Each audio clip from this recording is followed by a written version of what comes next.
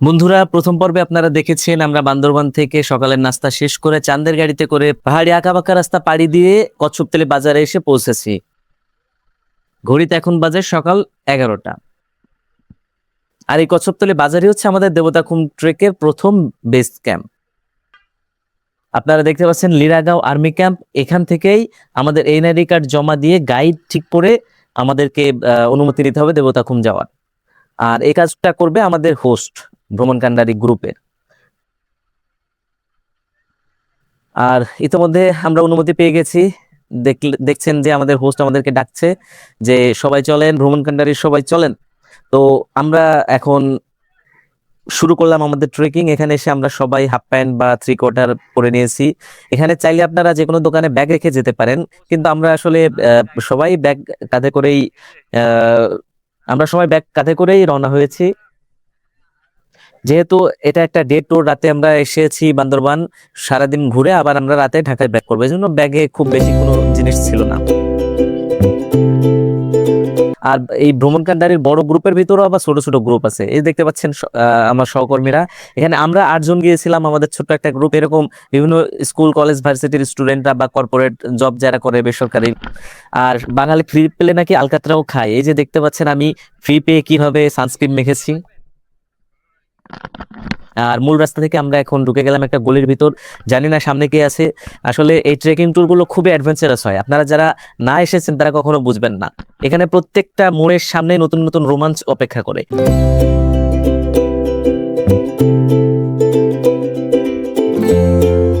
এই যে আমরা গলিটা পার হয়েই দেখতে পাচ্ছি একটা খাড়ি, আর আমরা এই যে খাড়িতে এখন নেমে যাচ্ছি। পরে জানতে পারলাম আসলে এটা হচ্ছে দেবতাখুমের যে ঝর্ণা, সেই ঝর্ণার পানিটা এই খাড়ি দিয়েই নিচের দিকে নেমে যায়। তো আমরা সবাই সারিবদ্ধভাবে হাঁটছি। আমাদের গাইড একদম সবার প্রথমে, আর আমি আছি একদম সবার শেষে। তো আমরা এখন এই যে খাড়ির এক পাশ ধরে হাঁটা শুরু করেছি। এই ব্রিজটা পার হয়ে আমরা কচ্ছপতলী বাজার এসেছিলাম, ব্রিজটা দেখলেন। তো জানি না কতক্ষণ হাঁটতে হবে, কেউ বলে 1 ঘন্টা, কেউ বলে 1.5 ঘন্টা, কেউ বলে 2 ঘন্টা। আসলে সঠিক তথ্য আমিও জানি না। তো চলুন আপনাদেরকে সাথে নিয়েই যাব আজকে দেবতাখুম। আর যত সামনের দিকে আগাচ্ছি খাড়ির পানিটা কিন্তু একটু একটু করে বাড়ছে। আর দুদিকে উঁচু উঁচু পাহাড়, মাঝখানে যে উপত্যকা, আমরা সেখান দিয়ে হাঁটছি। আর এখানে বর্ষায় নাকি নৌকা চলাচল করে। আজব, তাই না?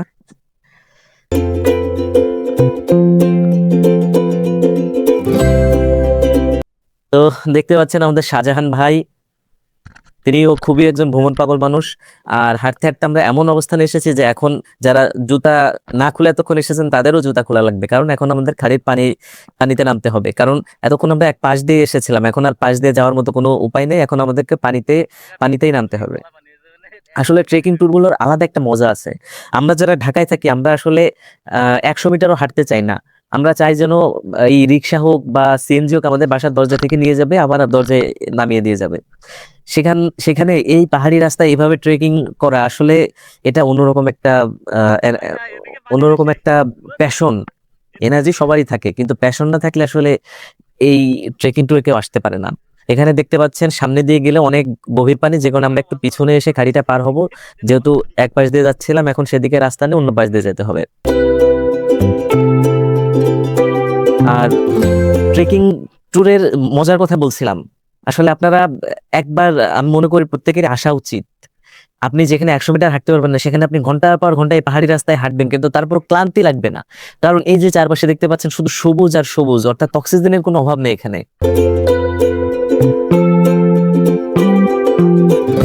আর যত সামনের দিকে আগাচ্ছে খাড়িটা কিন্তু গভীর হচ্ছে।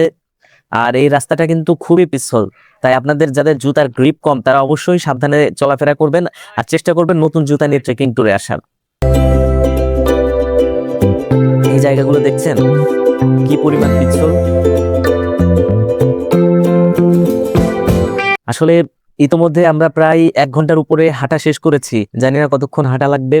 আবার ওদিকে দেবতাখুম যাওয়ার আগে নাকি সিরিয়াল দিতে হয় ভেলার জন্য বা নৌকার জন্য।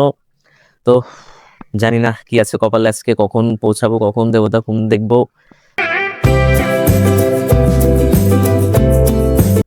আর এই যে দেখেন, এখন আমাদের খাড়া নিচের দিকে নামতে হবে। আসলে এই জিনিসগুলা আপনি বাসায় বসে থাকলে কোনোদিনও উপভোগ করতে পারবেন না। তাই ঘর থেকে বের হন, বান্দরবন আসেন, বান্দরবনের অজানা সৌন্দর্যগুলো দেখার চেষ্টা করেন। আর বান্দরবন আসতে হলে, বান্দরবনের আসল সৌন্দর্য উপভোগ করতে হলে অবশ্যই আপনাকে ট্রেকিং ট্যুরে আসতে হবে। আপনি চাঁদের গাড়িতে চড়ে বা বাইকে চড়ে বা সিএনজিতে চড়ে এই মজাটা পাবেন না। ট্রেকিং ট্যুরে যে মজা, এই যে আমাদের মিরাজ ভাই, তিনিও খুব একটা হাঁটতে পছন্দ করেন না, কিন্তু তিনিও কিন্তু হাঁটছেন।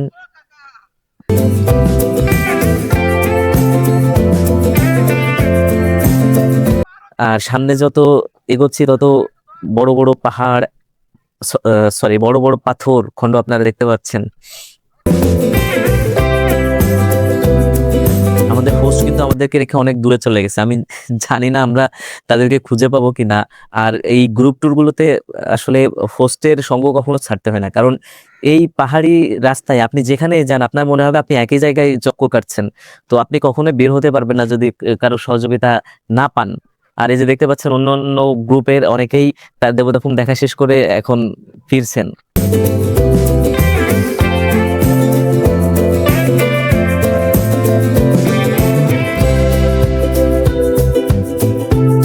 আমরা যত সামনের দিকে এগোচ্ছি তত খাড়িটা ছোট হয়ে আসছে আর পানির গভীরতা একটু একটু করে বাড়ছে।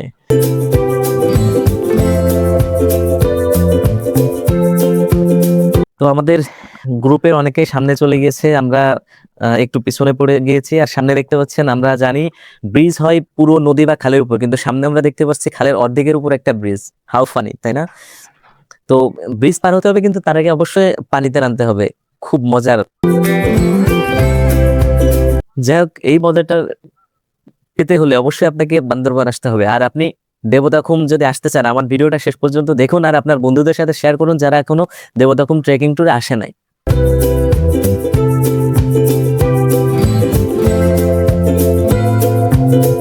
তো ব্রিজটা কিন্তু ছবি তোলার জন্য জোশ ছিল, কিন্তু কেউ ছবি তুলছে না, বুঝলাম না। আসলে এতক্ষণ হাঁটার পরে ছবি তোলার মতো এনার্জিও কারো নেই আমার যা মনে হয়। কারণ আহ সর্বশেষ আমি এই যে যারা ফিরছে তাদের একজনের কাছে জিজ্ঞাসা করেছিলাম যে ভাই কতক্ষণ লাগবে, তো তাদের হিসাব অনুযায়ী 2.5 ঘন্টা হাঁটতে হবে টোটাল। অর্থাৎ আমরা 1.5 ঘন্টার মতো হেঁটেছি, আরো 1 ঘন্টা হাঁটা লাগবে। তো যত সামনে এগোচ্ছি খাড়ির প্রশস্ততা গভীরতা সবই বাড়ছে। এই যে দেখুন সামনে ভাইটা কিন্তু ইতোমধ্যে পিছলে পড়ে যাচ্ছিল। এটা খুবই বিপজ্জনক জায়গা, আপনারা সবাই চোখ কান খোলা রাখবেন। আবার আশপাশ থেকে নাকি সাপ টাপও আসে, তো সবসময় চোখ কান খোলা রেখে চলাফেরা করতে হবে।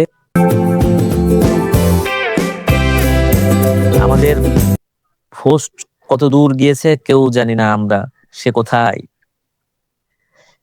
আর বান্দরবানের সব থেকে মজার ব্যাপার হলো এই যে বাতাস, আকাশে রোদ গরম, কিন্তু তারপরে নির্মল একটা বাতাস সে আপনাকে ছোঁয়া দিয়ে যাবে। এই বাতাস আপনার সব ক্লান্তি দূর করে দিবে। এটাই সব থেকে ভালো ব্যাপার। তো এই একটা ট্যুরই কিন্তু পরবর্তীতে আপনাকে অন্তত 6 মাস অক্সিজেন যোগাবে এই ইট পাথরের শহরে বেঁচে থাকার জন্য।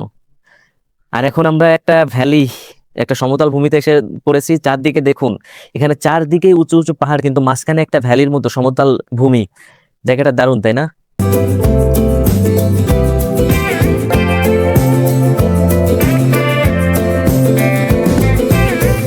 আর এখানে কিন্তু আমরা চারপাশে আর কাউকে দেখছি না। আমাদের হোস্ট কোথায় গিয়েছে? মিরাজ ভাই বলছে ভাই আর পারি না, আর কত দূর। আমি বললাম ভাই আসো আর একটু।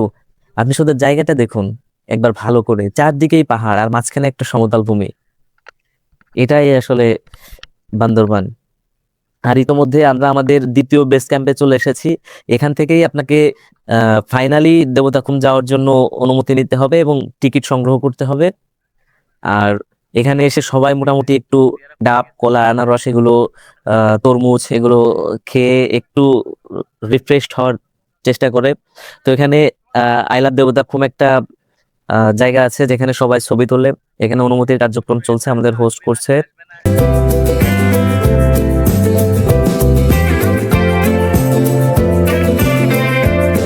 আর অনেকেই ছবি তোলায় ব্যস্ত, আমরাও ছবি তুলেছি। আর অনেক গ্রুপ আছে যারা ট্রেকিং শেষ করে আবার ফেরত যাচ্ছে। তো ইতিমধ্যে আমরা ওখানের ফর্মালিটিস শেষ করে সামনে আগানো শুরু করলাম। আর যতই সামনে এগোচ্ছি ততই যেন রোমাঞ্চ আরো বাড়ছে। এই পাহাড়গুলো দেখুন, এখানে বোঝা যাচ্ছে যে বৃষ্টি হলে অনেক জোরে স্রোত হয়। আর ওদিকের পাহাড়, গাছপালা, এক কথায় নির্মল একটা পরিবেশ, আকাশটা একদম পরিষ্কার।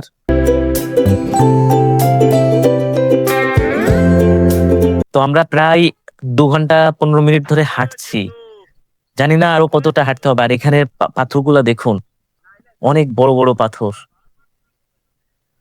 তবে একটা মজার বিষয় হচ্ছে এখানে গাছের ছায়া আছে, আর আমরা সামনে এগিয়ে দেখলাম আমাদের গ্রুপের সবাই এই গাছের ছায়ায় বসে একটু বিশ্রাম নিচ্ছে। তো আমরাও ভাবলাম একটু বিশ্রাম নিই। আর আমরা যখন বিশ্রাম নিচ্ছি তখন আমাদের হোস্ট এই দেবতা খুমের ইতিহাস, নামকরণ এবং এখানে কি কি করা যাবে কি কি করা যাবে না এগুলো সম্পর্কে একটু বয়ান দিচ্ছিল। তো সবাই মনোযোগ দিয়ে তার কথা শুনছিল, কেউ কেউ ভিডিও করছিল। তো এটা আসলে সব জায়গায় ঘুরতে গিয়ে সেখানে নিয়ম কানুন মেনে চলা উচিত আমাদের সবারই। তো বন্ধুরা, আজ এ পর্যন্তই। দেবদক্ষম পর্বে পরবর্তী ভিডিও নিয়ে খুব শীঘ্রই আপনাদের মাঝে হাজির হবো। ততক্ষণ পর্যন্ত গুড বাই।